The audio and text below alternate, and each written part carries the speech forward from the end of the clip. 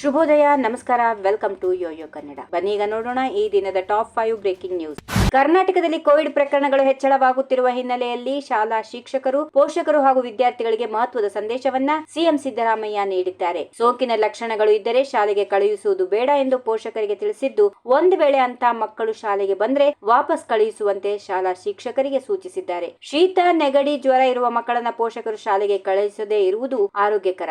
ಶಾಲೆಗಳು ಈ ಬಗ್ಗೆ ಗಮನ ಹರಿಸಿ ಶೀತ, ನೆಗಡಿ ಇರುವ ಮಕ್ಕಳನ್ನು ವಾಪಸ್ ಪೋಷಕರ ಮೂಲಕ ಮನೆಗೆ ಕಳುಹಿಸಬೇಕೆಂದು ಸಿಎಂ ಸೂಚನೆ ನೀಡಿದ್ದಾರೆ. ಕಾಂಗ್ರೆಸ್ನವರು ಮಾನನಷ್ಟ ಮೊಕದ್ದಮೆಯ ನಾಟಕವನ್ನ ಬಿಟ್ಟು ಬಿಡಬೇಕು ಎಂದು ವಿಧಾನ ಪರಿಷತ್ ವಿಪಕ್ಷ ನಾಯಕ ಛಲವಾದಿ ನಾರಾಯಣಸ್ವಾಮಿ ಅವರು ಆಗ್ರಹಿಸಿದ್ದಾರೆ. ನಮ್ಮ ವಿರುದ್ಧ ಮಾನನಷ್ಟ ಮೊಕದ್ದಮೆ ಹಾಕಲು ಸರ್ಕಾರಕ್ಕೆ ಯಾವುದೇ ನೈತಿಕತೆ ಇಲ್ಲ ಎಂದು ಪ್ರಶ್ನೆಗೆ ಉತ್ತರಿಸಿದರು. ಸರ್ಕಾರದ 5 ಗ್ಯಾರಂಟಿಗಳು ಅರ್ಧಕ್ಕರ್ಧ ಜನರಿಗೆ ಮುಟ್ಟಿಲ್ಲ. ಆದರೂ 5 ಗ್ಯಾರಂಟಿಗಳ ಹೆಸರಲ್ಲಿ 5 ವರ್ಷ ದೂಡಿ ಹೋಗಬೇಕೆಂಬ ಯೋಚನೆಯಲ್ಲಿ ಕಾಂಗ್ರೆಸ್ ಸರ್ಕಾರ ಕೆಲಸ ಮಾಡುತ್ತಿದೆ ಎಂದು ಟೀಕಿಸಿದರು. ಯಾವುದೇ ಸಾಧನೆ ಮಾಡದೆ 2 ವರ್ಷ ಕಳೆದಿದ್ದಾರೆ. ಸಾಧನೆ ಇಲ್ಲದ ವೇದನಾ ಸಮಾವೇಶ ಮಾಡಿದ್ದಾಗಿ ಮೊದಲೇ ಹೇಳಿದ್ದೇವೆ. ಬೆಂಗಳೂರಿನ ಮಳೆಯಿಂದ ಆದ ಹಾನಿ ಪರಿಸ್ಥಿತಿ ನೋಡಲಿಲ್ಲ. ಮಳೆಯಿಂದ 5 ಜನರು ಮರಣ ಹೊಂದಿದ್ರು ಗಮನಿಸಲಿಲ್ಲ. ನಿಮಗೆ ಜನರ ಪ್ರಾಣ ಮಾನ ಮುಖ್ಯವಲ್ಲ, ಕೇವಲ ಅಧಿಕಾರ ಮಾತ್ರ ಮುಖ್ಯ ಎಂಬುದು ತೋರಿಸಿಕೊಡುತ್ತಾ ಹೋಗುತ್ತಿದ್ದಾರೆ ಎಂದು ಆಕ್ಷೇಪಿಸಿದರು.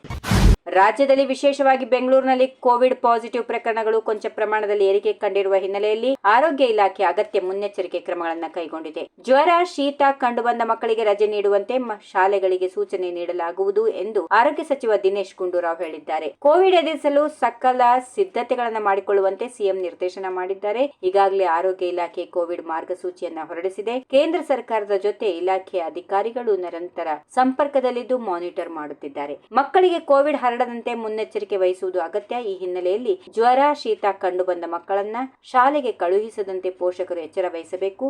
ಅಷ್ಟೇ ಅಲ್ಲದೆ ಶಾಲಾ ಆಡಳಿತ ಮಂಡಳಿಯವರು ಕೂಡ ಜ್ವರ ಬಂದ ಮಕ್ಕಳಿಗೆ ರಜೆ ನೀಡಬೇಕು. ಈ ನಿಟ್ಟಿನಲ್ಲಿ ಸರ್ಕಾರ ಮಾರ್ಗಸೂಚಿ ಹೊರಡಿಸಲಿದೆ ಎಂದು ಹೇಳಿದರು. ರಾಮನಗರ ಜಿಲ್ಲೆಯ ಹೆಸರಿನ ಮೇಲೆ ಅನಗತ್ಯ ರಾಜಕಾರಣ ಮಾಡುವುದನ್ನು ಬಿಟ್ಟು ನಿಮ್ಮ ಕಾಲದಲ್ಲಿ ಈ ಜಿಲ್ಲೆಗೆ ನೀಡಿರುವ ಕೊಡುಗೆ ಬಗ್ಗೆ ಹೇಳುವಂತೆ ಮಾಜಿ ಸಂಸದ ಡಿಕೆ ಸುರೇಶ್ ಪ್ರತಿಪಕ್ಷಕ್ಕೆ ತಿರುಗೇಟು ನೀಡಿದ್ರು. ಬೆಂಗಳೂರು ದಕ್ಷಿಣ ಎಂದು ಮರುನಾಮಕರಣದಿಂದ ರೈತರು, ಯುವಕರು ಸಂತೋಷ ಪಡುತ್ತಿದ್ದಾರೆ. ಬೆಂಗಳೂರು ಹೆಸರಿದ್ದರೆ ನಮ್ಮ ಕಾಲೇಜು ಹಾಗೂ ವಿವಿಗಳಿಗೆ ಗೌರವ ಸಿಗುತ್ತದೆ, ಉದ್ಯೋಗ ಸಿಗುತ್ತದೆ ಎಂದು ಭಾವಿಸಿದ್ದಾರೆ. ಈ ವಿಚಾರದಲ್ಲಿ ಜನ ಸಂತೋಷವಾಗಿದ್ದಾರೆ. ಕೆಲವು ರಾಜಕಾರಣಿಗಳು ರಾಜಕೀಯಕ್ಕಾಗಿ ರಾಮನ ಹೆಸರು ಬಳಸುತ್ತಿದ್ದಾರೆ. ಇದನ್ನು ಬಿಟ್ಟು ಅಭಿವೃದ್ಧಿಯ ಸಂಕೇತ ಇಟ್ಟುಕೊಂಡು ಬಿಜೆಪಿ ಅಧ್ಯಕ್ಷರು ಚರ್ಚೆ ಮಾಡಲಿ ಎಂದರು.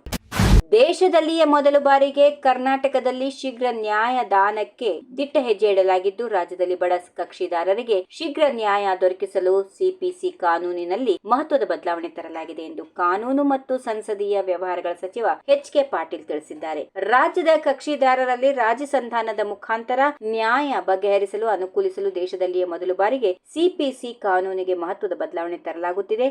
ರಾಜ್ಯದಲ್ಲಿ ನಿರ್ದಿಷ್ಟ ಸಮಯ ಪಾಲನೆಯೊಂದಿಗೆ ಸಿವಿಲ್ ಪ್ರಕರಣಗಳ ಇತ್ಯರ್ಥಕ್ಕೆ ಸಿಪಿಸಿ ಕಾನೂನಿನಲ್ಲಿ ಬದಲಾವಣೆ ತರಲಾಗುತ್ತಿದೆ ಎಂದರು. ಈ ವಿಡಿಯೋ ನಿಮಗೆ ಇಷ್ಟವಾದಲ್ಲಿ ಲೈಕ್ ಮಾಡಿ, ಶೇರ್ ಮಾಡಿ, ಸಬ್ಸ್ಕ್ರೈಬ್ ಮಾಡಿ.